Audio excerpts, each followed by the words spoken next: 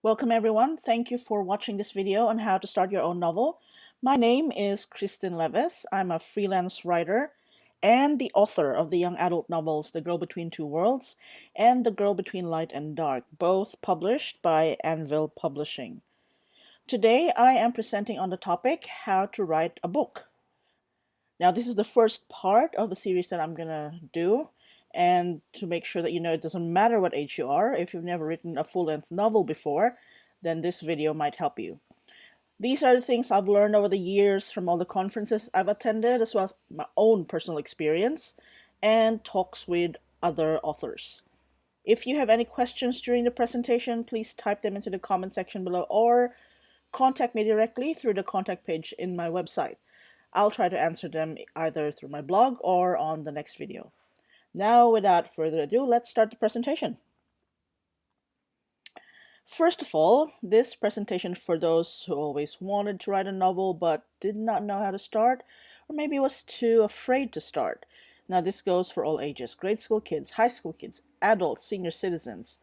It doesn't matter what age you are. What I can really tell you now is that you can do this. You can definitely do this. Yes, you can. Let's start with the how. Step 1. Read, read, and read some more. The first thing you do in order to write a book is to read. Yes, read. Read a lot of books. Read books you love to read. Read books that you wish you wrote. Read books that other people recommend you should read. Read them again.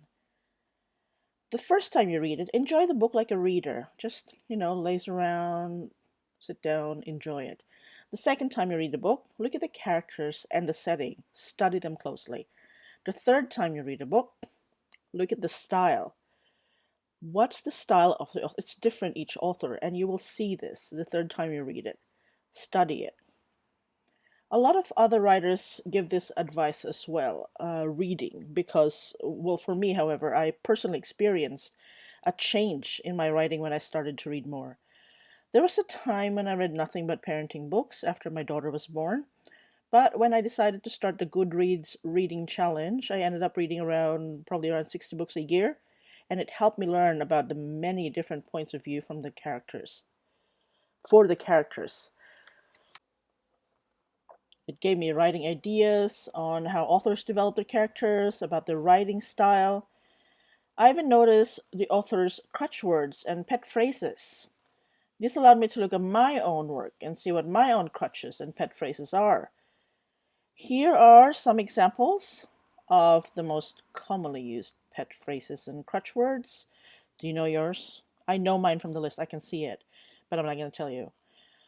Reading books by other authors is not so you can copy the author's writing style or storyline. This is so that you get a grasp of how others do it, and then you put your own spin to it. If you're writing a picture book, look at the illustrations too. See which styles you like. Finally, look at the acknowledgement part of the book. This is where you'll see who helped the author create this book. If anything, it'll give you an idea just how many people are involved with creating a book. Step 2, time to create. Now, next come the creation part. Enjoy this process. Take your time with this one. Don't rush it. I love this part of the process. Before I write the actual book, I go through the characters who will be in it. All the characters. The protagonist, the antagonist, the sidekicks, the BFFs, the parents, the school principal, the gardener. I create even the most minor ones because it helps a lot during the process if these people are already whole. I give them a face, hair, neck, height, whether they wear a hat or glasses, their mannerisms, their educational level, their tics. It sounds like a long process, but it should be. The more you know your characters, the smoother the writing process. It'll give you an idea how they interact with each other. Questions like this: does he have a short fuse? Does she like to flip her hair? Does he hate ice cream? Initially, I suggest you focus on the main characters more until you get a hang of things. Then, just keep expanding.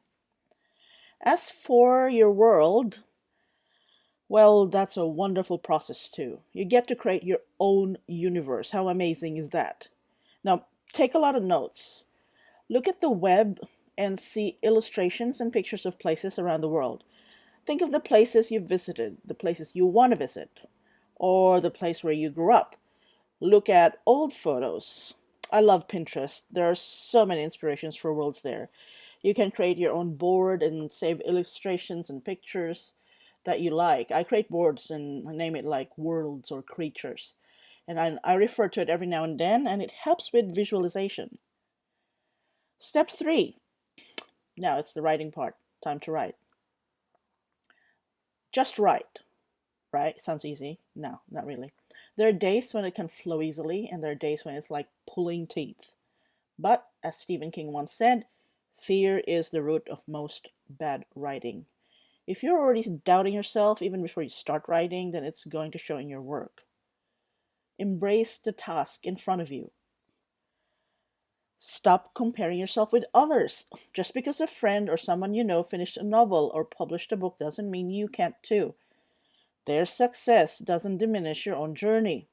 Do your own thing. Run your own race. Here are a couple of things to remember. Write even when you don't feel like it. Don't wait for the muse. If you keep waiting for her or him, you'll never get anywhere. You need to be able to sit down and write even during the days when you don't want to. Writing a book isn't always going to be fun and games. That's what separates the amateurs from the professionals. Schedule a writing time each day. It doesn't have to be all week. It can be 5 or 6 times a week, but make a schedule for it. Even something as short as 30 minutes a day will already be thousands of words in a month or so. I wrote for 30 minutes a day for a whole year and managed to finish a novel. It was the only time I could spare, especially juggling work, motherhood, and all that, but it worked for me. Stop with excuses. You don't have a laptop? Use a pen and paper.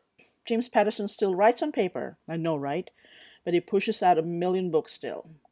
When you're on the train, standing up with everyone else, use that time to type stuff on your phone.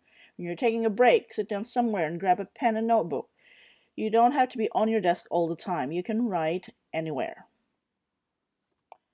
That's it for the first video. Thank you for watching. If you have any questions, add them to the comments below or send me an email. I'll try my best to cover it on the next video. Again, thank you everyone. Please share the video to other writers who might find this useful, or you can follow me on Instagram and Facebook or subscribe to my newsletter on my site. See you next time.